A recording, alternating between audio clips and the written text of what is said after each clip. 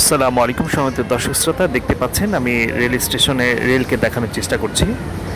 মূলত রেল কোথায় থামবে এটা রেলওয়ে কর্তৃপক্ষ ভালো জানে।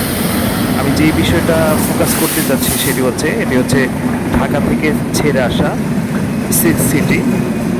এটা হচ্ছে রাজশাহীতে চলে যাবে এই ট্রেনটা। তো ট্রেনটা থামার পরে যেই দুরবস্থার মধ্যে যাত্রীদের পড়তে হয় এই বিষয়টাই মূলত আমি আপনাদেরকে দেখানোর চেষ্টা করছি। ট্রেনটা কিন্তু অলরেডি থেমে গেছে। তো ট্রেন থামার পরে যে অবস্থা, যাত্রীর ডান পাশে কিংবা বাম পাশে যাওয়ার জন্যে যাত্রীকে বেশ খানিকটা ভোগান্তির মধ্যে পড়তে হয়, এই বিষয়টাই আমি আপনাদেরকে দেখানোর চেষ্টা করছি।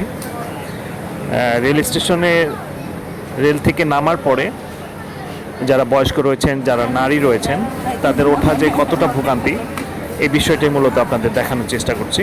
এখানে মহিলা দাঁড়িয়ে আছে, তিনি কিন্তু আরেকজনের সহযোগিতা ছাড়া কিন্তু উঠতে পারলেন না, অনেকটা কষ্ট করেই উঠলেন। আর তরুণ একজন ছেলে, সে কিন্তু উঠে গেল। আরেকটা যাত্রী মহিলা, তিনি কিন্তু উঠতে পারছেন না কোনোভাবেই। তার স্বামী কিন্তু তাকে কোলে করেই মূলত ওঠানোর চেষ্টা করলো।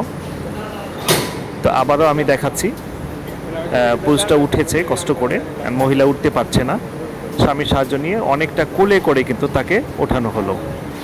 তো এটাই মূলত দেখানোর চেষ্টা করছি। সকলে ভালো থাকেন।